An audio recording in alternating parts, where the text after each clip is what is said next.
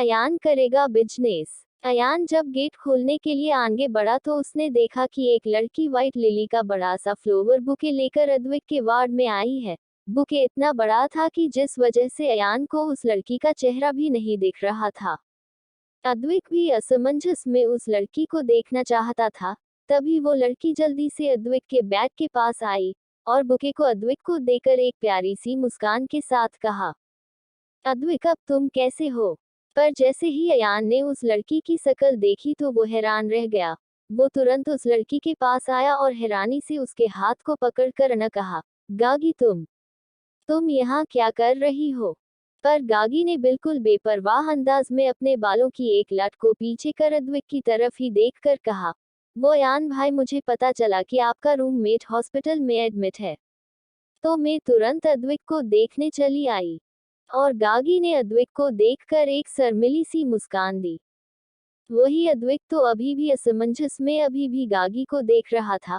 वैसे गागी सच में बेहद खूबसूरत थी।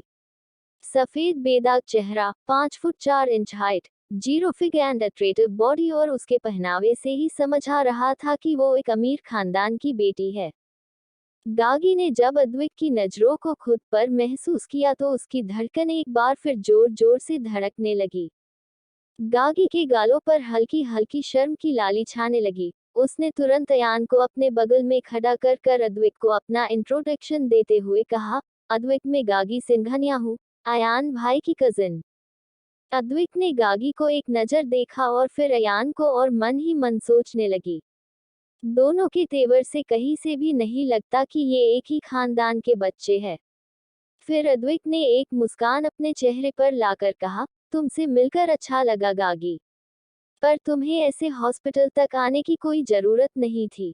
अद्विक को खुद से बात करता हुआ देख गागी का हाथ जो उसने अभी बड़े प्यार से पकड़ा था उसे छोड़ वो तुरंत अद्विक के और नजदीक चली गई और फिर अपनी अपनी मीठी सी आवाज में कहा, अरे नहीं अद्विक, जब मुझे पता चला ना कि तुम हॉस्पिटल में एडमिट हो तो मुझसे कॉलेज में रुका ही नहीं गया और मैं तुमसे मिलने तुरंत यहाँ आ गई। अब अद्विक था तो एक लड़की, इसलिए वो गागी से बात करने में तुरंत सहज हो गई। वही पास खड़ा अयान अपनी आंखों को छोटी करके उन दोनों को देख रहा था, जो उसे पूरी तरह से इग्नोर कर चुकी थी। उसने घुरती हुई आंखों से अपनी बहन को देखा जो इस समय एक प्यारी सी बिल्ली की तरह बिहेव कर रही थी। गागी ने अयान को देख एक फीकी मुस्कान देकर कहा, भाई आप कहीं जा रहे थे ना? तो आप चले जाइए, मैं हूँ यहाँ आपके दोस्त के पास। अयान अपनी बहन की सारी बातों को समझता था, पर उसे सबसे ज्यादा गुस्सा अद्विक पर आ रहा था कि वो पहले एक गर्लफ्रेंड होने के बाद भी उसकी बहन से फ्लर्ट कर रहा था। उसने उन दोनों को गुस्से में घूरा और वार्ड से निकल गया। थोड़ी ही देर में अद्विक को हॉस्पिटल वालों ने छुट्टी दे दी थी। इसी बीच गागी और अद्विक की बहुत अच्छी दोस्ती हो गई थी और अयान का मूड तो चिढ़ से और खराब हो रहा था। जब वो लोग हॉस्टल पहुंचे तब तक दोपहर हो चुकी थी। अब तक कॉलेज के लगभग सारे लेक्चर खत्म हो चुके थे, इसलिए अद्विक अपने कमरे में आराम करने के लिए चला गया। अयान हॉस्टल के बाहर खड़ा हुआ था और आज जो हुआ उसके बारे में सोच रहा था। तभी उसके पास सक्षम और उसके साथ एक 30-35 साल का एक व्यक्ति आया। अयान को देख उस आदमी ने बड़े पोलियटली उसे ग्रीट किया। अयान ने भी अपना सर हिलाया। थोड़ी ही देर में अयान, सक्षम और वो आदमी एक कैफे में बैठे थे। अयान बड़े गौर से एक फाइल को पढ़ रहा था। वही वो व्यक्ति बस अपने दोनों हाथों को मसलते हुए बस अयान को देखे ही जा रहा था। थोड़ी ही देर में अयान ने उस फाइल को बंद करके कहा, देखिए मिस्टर शाह, आप जानते हैं कि मेरी कंपनी अभी इंडिया में लॉन्च नहीं हुई है और दूसरा मैं कभी भी अपने बिजनेस में अपनी फैमिली को नहीं लाना चाहता, तो आपके इस प्रोजेक्ट के हिसाब से मेरी कंपनी के लिए डिजाइनर्स की रेट कुछ ज्यादा है और नई लॉन्च के हिसाब से मुझे न्यू कमर ज्वेलरी डिजाइनर चाहिए, ना कि हाई पेड, वरना मेरी कंपनी इंडस्ट्री में सर्वाइव भी नहीं कर पाएगी। अयान ने लंदन में पढ़ते समय अपनी एक ज्वेलरी ब्रांड शुरू किया था। उसने इसमें अपने घर वालों से कोई मदद नहीं ली थी और अब जो कि अयान लंदन से इंडिया वापस पढ़ने के लिए आ गया है तो वो यहाँ पर भी अपने ब्रांड की एक और चेन खोलना चाहता है। वो व्यक्ति मतलब मिस्टर शाह, जो अयान की ये बात सुनकर कि वो उनके प्रोजेक्ट में इंटरेस्ट नहीं है, इससे दुखी हो गए। पर वो अयान के स्वभाव को भी अच्छे से जानते थे कि वो कितना संकी इंसान है, जिसे कब क्या हो जाए पता नहीं, इसीलिए वो भी चुपचाप चले गए। सक्षम ने अयान को देखकर कहा, क्या सोचा है तूने अयान? पर अयान ने सक्षम के सवाल का कोई जवाब नहीं दिया, बस अपने सनग्लासेस पहने और वहां से निकल गया। अयान जब वापस हॉस्टल आया तो रात हो चुकी थी। उसने देखा कि अद्वैत गहरी नींद में सो रहा था, तो वो धीरे धीरे कदमों से वॉशरूम गया और कपड़े चेंज करके आया। वो अभी भी अपने बैग को बिना कोई शोर के ही साफ कर रहा था, पर तभी उसके दिमाग में ये ख्याल आया और अयान ने अपनी हरकत को देख अपने आप से कहा, एक मिनट, मैं क्यों ऐसे चोरों की तरह काम कर रहा हूँ? ये रूम मेरा भी है। अगर मेरी किसी हरकत की वजह से ये जाग गया तो क्या? इसमें मेरा क्या दोष है ना? ये सब सोचने के बाद अयान ने एक नज़र सुकून से सोते हुए अद्वैत को देखा और आहिस्ता से अपने लैंप को बंद कर धीरे से कंबल ओढ़कर उसने अपनी आंखें बंद कर ली। कॉलेज में रैगिंग। अगला दिन। आज का दिन अद्वैत के लिए बेहद खास था, क्योंकि फाइनली आज उसका अपनी कॉलेज लाइफ में पहला दिन था। अयान पहले से ही अपने डिपार्टमेंट में चला गया था। अद्वैत भी अपनी क्लासेस के लिए पूरी तरह से रेडी हो चुका था। आज उसने blue denim jeans, red velvet colour की शर्ट और उसके ऊपर डार्क ब्लू कलर की डेनिम जैकेट और गोल्डन कलर के सेट किए हुए उसके बाल या बिग अद्वैत के चेहरे को एक किलर लुक दे रहे थे। अद्वैत ने जल्दी से अपना बैग उठाया और उसने क्लासेस की डायरेक्शन पूछने के लिए मानसी को कॉल किया। वैसे तो अद्वैत बिजनेस स्टूडेंट था और मानसी मास कम्युनिकेशन की स्टूडेंट थी, पर अद्वैत के कहने पर मानसी ने पहले से ही कॉलेज की सारी जानकारी निकाल ली थी। मानसी के द्वारा बताए जाने पर अद्वैत एक बड़ी सी बिल्डिंग के सामने आकर रुका। ये बिल्डिंग पूरे इंडिया की टॉप बिजनेस मैनेजमेंट कोर्स का कॉलेज था। अद्वैत पूरे एक्साइटमेंट के साथ कॉलेज की तरफ चलता जा रहा था, बिना इसकी परवाह किए कि उसकी हर गुजरती जगह पर लड़कियां उसकी चार्मिंग पर्सनालिटी पर फ्लैट हुई जा रही थी। अद्वैत चलता ही जा रहा था कि तभी उसके सामने एक लड़की आ गई। अद्वैत कैसे अचानक से एक लड़की को आते हुए देख चौंक गया था। अद्वैत ने देखा कि वो एक कमजोर से शरीर की दुबली पतली सी लड़की थी। उस लड़की ने एक नज़र अद्वैत को देखा और अपने बालों की लटों को आहिस्ता से पीछे कर हिचकते हुए स्वर में कहा, वो मैं। वो तभी उस लड़की ने अपनी आंखें भींचकर बंद की और फोर एक ही सांस में कहा, आई लव यू, और इसी के साथ उस लड़की की आंखों में से आंसू निकलने लगे। अद्वैत ने पहले जब एक लड़की से अपने लिए कन्फेशन सुना तो उसका चेहरा शर्म से हल्का गुलाबी हो गया था। इतने दिनों से लड़कों की तरह रहने में अब अद्विका को भी कमजोर और प्यारी लड़कियों को प्रोटेक्ट करने का मन करता था, और कभी कभी मजे के लिए उनसे फ्लर्ट भी कर लेती थी। अद्विका ने उस लड़की के गाल पर लुढ़कते हुए आंसुओं को अपनी पतली और गोरी उंगली से साफ किया और अपनी लड़कों वाली मैग्नेटिक आवाज में उस लकड़ी को देख बड़े प्यार से कहा, तुम जैसी प्यारी लड़कियों की आंखों में ये आंसू अच्छे नहीं लगते। वही उस लड़की का दिल तो उसी समय धड़कना बंद कर चुका था जब अद्वैत ने उसके गालों को छुआ। उस लड़की को अभी भी अपने चेहरे पर अद्विका की उंगलियों की छुबन महसूस हो रही थी। तभी अद्वैत थोड़ा उस लकड़ी से दूर हुआ और कॉलेज कैंपस में आसपास देखने लगा, जहां शायद कोई ऐसा उसे मिल जाए जो न्यू स्टूडेंट्स की रैगिंग कर रहा हो। पर उसे कोई भी ऐसा नहीं दिखा, तो अद्वैत ने अपनी तेज आवाज में कहा, जो कोई भी अभी इस लड़की के साथ रैगिंग कर रहा था वो मेरे सामने आ जाए, नहीं तो मैं उसके खिलाफ क्या करूंगा वो तुम सोच भी नहीं सकते। तभी अचानक से कुछ लड़के जो एक पिलर के पीछे छुपे हुए थे, वो एक चिढ़ाती मुस्कान के साथ जोर जोर से हंसकर बाहर निकले। वो कुछ 4-5 लड़के थे। देखने से वो सब बड़े बाप की बिगड़ी हुई औलाद जैसे लग रहे थे। अद्वैत ने अपनी आंखों को छोटी करके उन लड़कों को देखा। वही वो लड़की उन लड़कों के आते ही डर गई। उसके चेहरे पर से घबराहट साफ साफ दिखाई दे रही थी। उन लड़कों के बीच में एक बेहद हैंडसम एंड स्टाइलिश लड़का खड़ा हुआ था। वो अपने पूरे एटीट्यूड के साथ अद्वैत के पास चलकर आया और अद्वैत का मजाक उड़ाकर कहा, अच्छा तो तू ही वो है जो रियांश दत्त की हैंडसमनेस को टक्कर देने आया। कॉलेज के पहले ही दिन लड़कियों को अपना दीवाना बना लिया। फिर रियांश ने एक बार अद्विका को ऊपर से नीचे तक घूरा और एक स्mirk के साथ अपने दोस्त माधव, पीयूष और सचिन को देखकर कहा, अरे मुझे तो लगा था जिसके साथ मेरा नाम जोड़ा जा रहा है वो कम से कुछ तो अच्छा दिखता होगा, पर इसके पास न तो कोई बॉडी है और ना ही कोई अच्छी शकल। इतना कहकर रियांश अपने दोस्तों के साथ अद्विक पर जोर जोर से हंसने लगा। वही अद्विक जो अब तक बेफिक्री से एक कान से रियांश की बकवास को सुने जा रही थी, अब उसे रियांश और उसके दोस्तों की हंसी कान में चुभने लगी।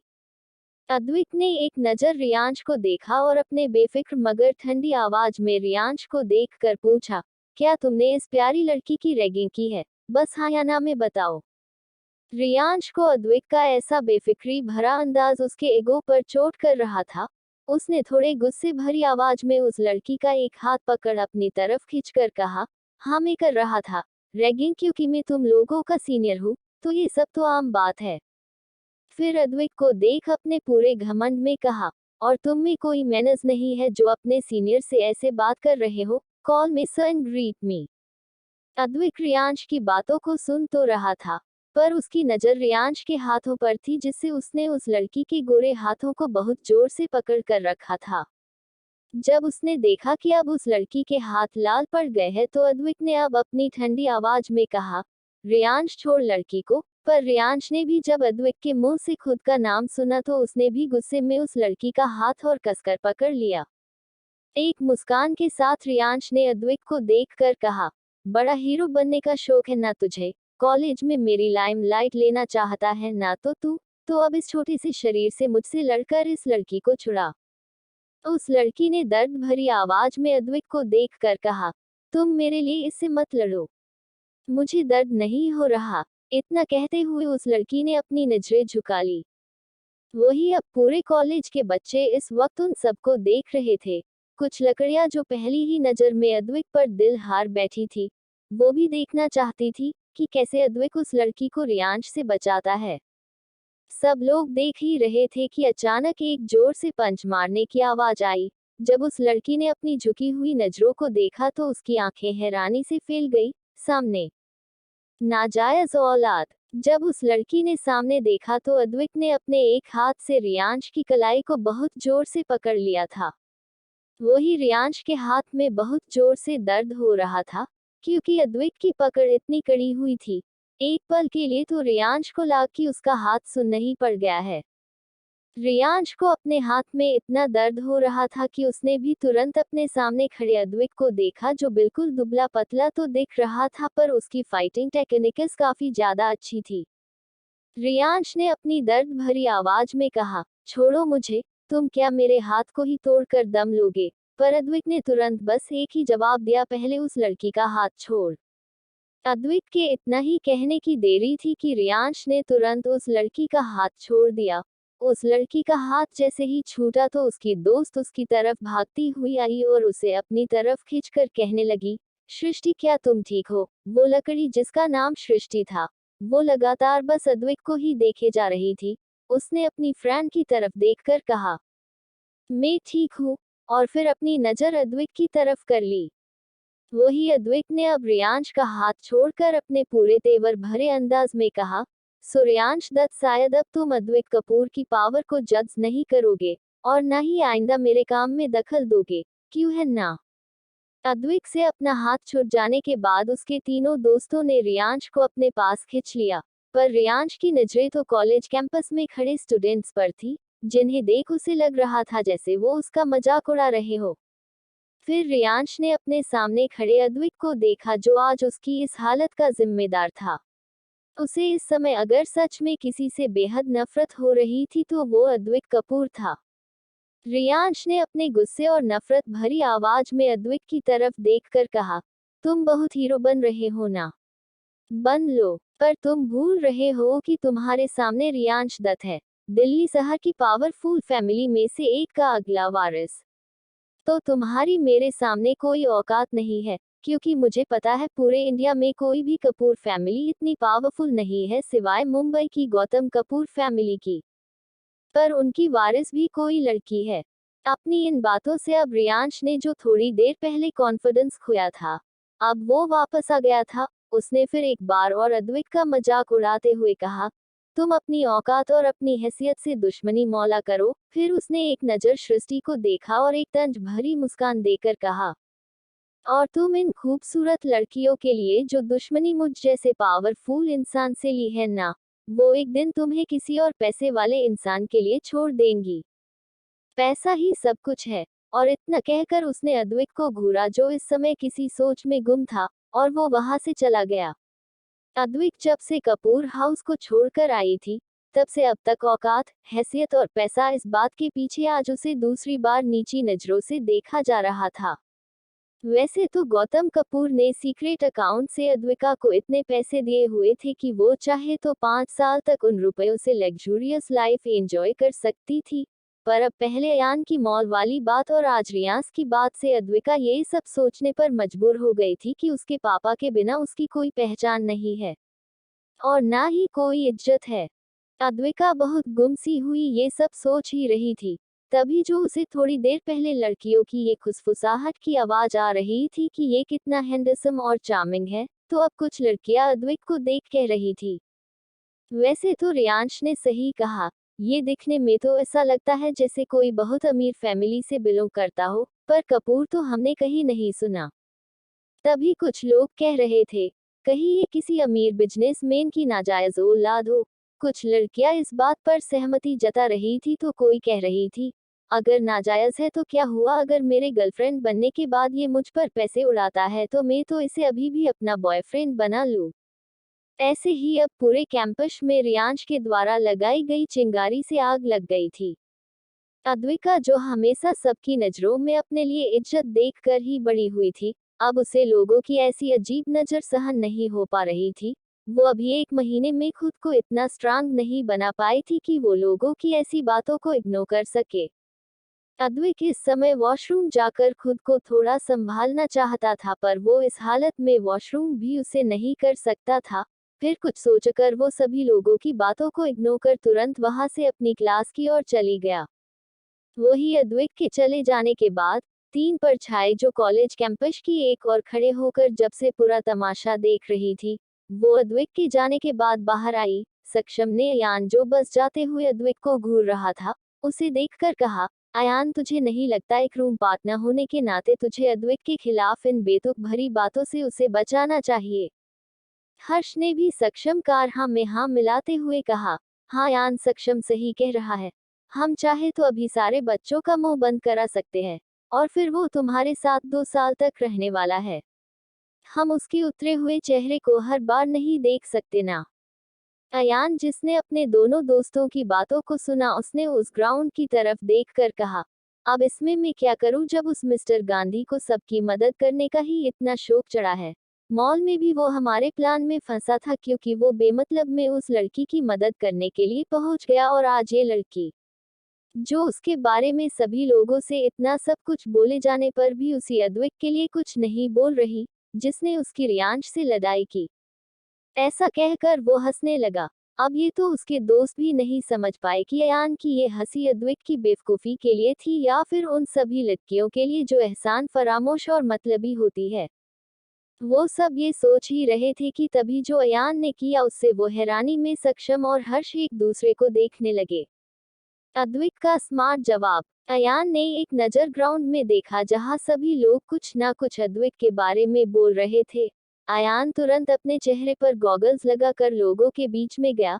अयान को देखकर कुछ देर पहले तक जो लड़कियां अद्वैत पर डोरे डाल रही थी, अब उनकी आंखों का सितारा अयान सिंघानिया हो गया। आखिर अयान था ही इतना हैंडसम और गुड लुकिंग, जहां लड़कियों को अद्वैत की चॉकलेट पर्सनालिटी पसंद आई थी, वही अयान का मर्दाना शरीर और रफ एंड टफ पर्सनालिटी तो लड़कियों के लिए एकदम जहर जैसी थी। कुछ लड़कियां आपस में अयान को देखकर कहने लगी, अरे यार काश मैं बस एक बार इसे छू पाती। तो उसके जवाब पर दूसरी लड़कियां हंसकर कहने लगी, हाँ हाँ हाँ, अयान को छूना मतलब आग को हाथ लगाने जैसा है।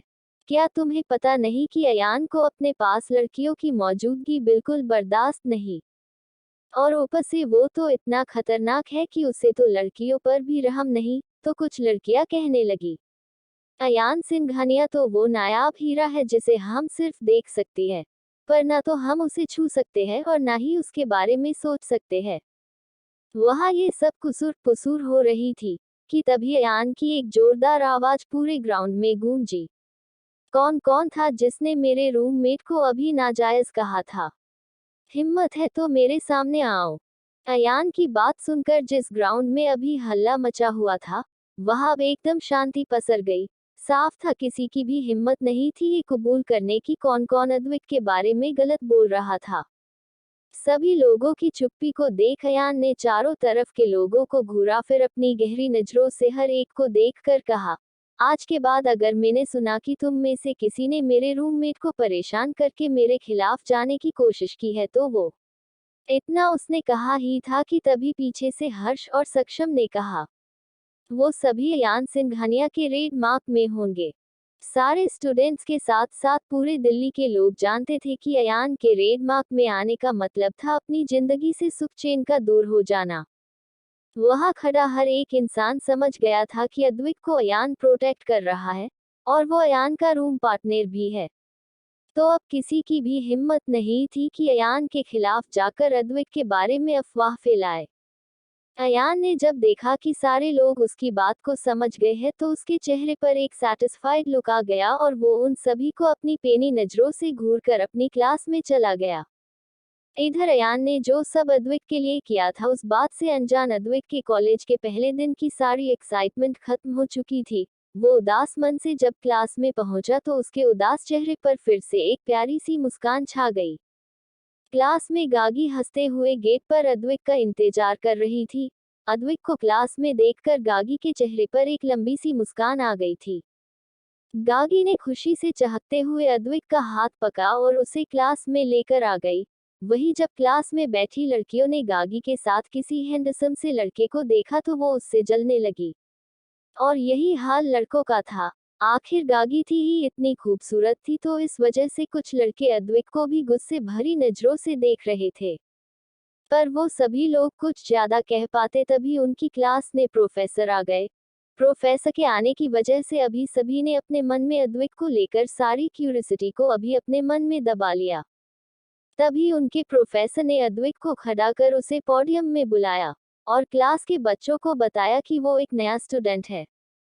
उसके बाद अद्वैत ने भी सभी बच्चों को देखकर अपना इंट्रोडक्शन दिया। हेलो एवरीवन, दिस इज अद्वैत कपूर। मेरी उम्मीद है आप सभी से कि आप लोग मेरी मदद करेंगे। और इतना ही कहने के साथ वो अपनी शीट की तरफ जाने लगा। तभी पीछे से किसी लड़के ने चिल्ला कर कहा, अरे ये तो बताओ कि तुम कहाँ से हो और किस परिवार से हो। जाहिर सी बात है कि कुछ लड़के भी उस लड़के की बात का मतलब समझ गए थे और वो भी अंदर ही अंदर अद्वैत के आधे अधूरे इंट्रोडक्शन पर हंसने लगे। पर ये सब अब अद्वैत से बर्दाश्त नहीं हो रहा था। पर फिर भी वो कैसे भी करके अपने आप को किसी के भी द्वारा बुली होता हुआ नहीं देख सकता था। उसने अपने माइंड को शांत किया और एक नज़र अपने ऊपर हंसने वाले चेहरे को देखा और फिर अपने फेस पर एक कातिल मुस्कान बिखेर कर कहा, मेरे परिवार और स्टेटस का शायद मेरे इस कॉलेज में पढ़ने से और यहाँ रहने से शायद कोई मतलब नहीं है।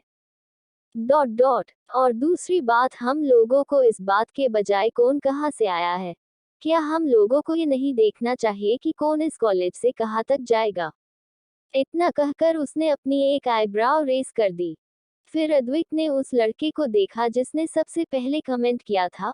उसे देखकर वो बोला, आई थिंक हमें ये नहीं देखना चाहिए कि हमारी फैमिली पर अब कितना पैसा है, बल्कि ये देखना चाहिए कि कौन खुद की दम पर कितना पैसा खड़ा कर सकता है। और कॉलेज के लास्ट ईयर में ये बात करनी चाहिए कि 4 साल में किसने क्या किया।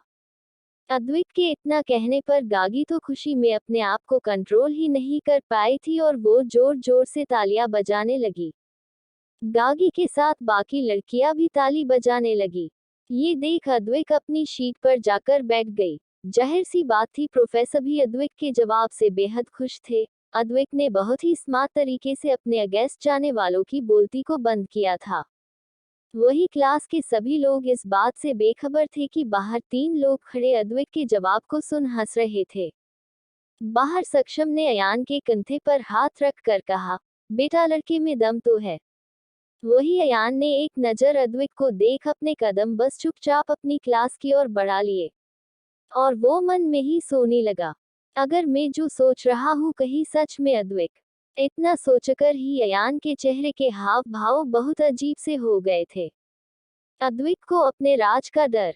अयान अद्विक के बारे में सोचता हुआ चला जा रहा था। अयान ने मन ही मन सोचा, अगर मैं ठीक से सोच रहा हूँ तो अद्विक कुछ ना कुछ तो छुपा रहा है। फिर वो अद्विक से मिलने से लेकर अब तक की सारी बातों को सोचने लगा। अयान को ये तो पता था कि अद्विक किसी ना किसी अमीर परिवार से आया हुआ है, क्योंकि जब उसने अद्विक के ऊपर इन्वेस्टिगेशन करवाई थी रूम के लिए, तब उसे अद्विक की लग्जूरियस लाइफ के बारे में पता चल गया था। और उसे ये भी पता था कि अद्विक यहाँ बस अभी 1 महीने से ही है। अयान अद्विक के बारे में ही सोचते ही कहने लगा, जो भी राज है तुम्हारा, उसका पर्दा तो अयान सिंघानिया जल्द ही उठाएगा। और ये सब सोचते हुए ही अयान के चेहरे पर जैसे कोई नए गेम खेलने जैसी चमक आ गई थी। सक्षम और हर्ष ने जब अयान की आंखों में एक अलग सा उत्साह देखा तो वो उसके कंधे को हिलाकर पूछने लगे, अरे अयान, ऐसा कौन सा खजाना खोज लिया तुमने? अयान उन दोनों के हिलाने से अपनी दुनिया में वापस आया और अपने दोस्तों को एक नज़र देख अपनी क्लास की ओर चला गया। दोपहर के समय अद्विका को आज थोड़ा अजीब सा लग रहा था। उसके अंदर मिली जुली भावनाएं थी। वो ऐसे ही अपने ख्यालों में घूम सा कैंटीन की ओर चलता जा रहा था कि उसकी नज़र सामने से आते हुए इंसान पर नहीं पड़ी और वो उससे टकरा गया। अद्विका को उस शख्स के टकराने से सर में हल्की सा दर्द होने लगा था। अद्विका ने अपने सर को सहलाते हुए अपने सर को मसल कर सामने देखा, तो सामने अयान अपने दोनों हाथ को बांधे अद्विका को अजीब सी नजरों से देख रहा था। अद्विक जो सामने वाले इंसान पर चिल्लाना चाहता था, पर अयान की ऐसी अजीब सी नजरों को खुद पर महसूस करके उसकी बोहें उठ गई। अयान अद्विक को ऊपर से लेकर नीचे तक देख रहा था। उसे पता नहीं क्यों बार बार अद्विक को देखकर ऐसा लग रहा था कि जैसे उसकी आंखों से कुछ छुप रहा है और कुछ ना कुछ तो गड़बड़ है। वैसे अयान सच में बेहद स्मार्ट था, पर वो आज तक कभी किसी लड़की के पास नहीं गया था। इसी वजह से वो अद्विक के अंदर की लड़की को पहचान नहीं पा रहा था। अयान अपनी आंखों से अद्विक को पूरी तरह से स्कैन कर रहा था, जिस वजह से अद्विक को बहुत असहज महसूस हो रहा था। उसने तुरंत अपने 2 कदम पीछे कर लिए। अयान ने देखा कि अद्विक पीछे हट रहा है तो उसे ना जाने क्या हुआ। उसने अद्विक के मुलायम से हाथ को पकड़ लिया और तुरंत कैंटीन के पीछे वाले रास्ते पर ले गया। अद्विक अयान से हाथ छुड़ाने की कोशिश करते हुए कहने लगा, अरे छोड़ो मुझे, आह, कहाँ ले जा रहे हो? छोड़ो। और इसी के सत्र अद्विक पूरे रास्ते अयान से हाथ छुड़ाने की कोशिश करने लगा। पर अयान तो अद्विक के ऐसे शोर करने से बहुत इरिटेट हो रहा था। वो तुरंत अद्विक को एक खाली कोने में ले गया और अद्विक के हाथ को झटके से छोड़ दिया।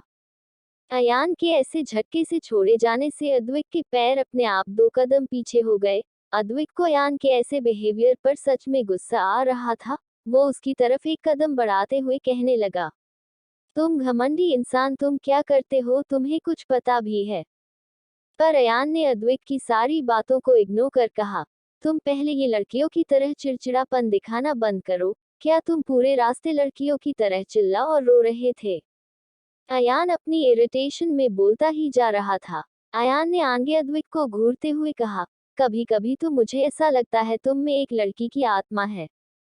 नहीं नहीं, मेरे हिसाब से तो तुम एक लड़की ही लगते हो, बस तुम्हारे सर से बाल हटाने हैं। अयान तो ऐसे ही फ्लो में बोले जा रहा था और उसने ये भी ध्यान नहीं दिया कि अद्विक का चेहरा अयान की बात सुनकर डर के मारे पिला पड़ गया था। तभी अचानक से अयान को भी पता नहीं अपनी बात से कुछ क्लिक हुआ और वो जैसे ही अद्विक को देखने लगा तो अद्विक अपनी जगह पर नहीं था। अद्विक ने जब अयान में मुंह से सुना कि वो उसे अब एक लड़की समझने लगा है तो उसकी जान तो जैसे हलक में अटक गई थी। वो अपने कपकपाते हुए शरीर से तुरंत वहां से निकल गया, क्योंकि अद्विक किसी भी हालत में ये नहीं पता लगने दे सकता था जो उसने वैसे ही हवा में तीर मारे थे वो एकदम सच थे।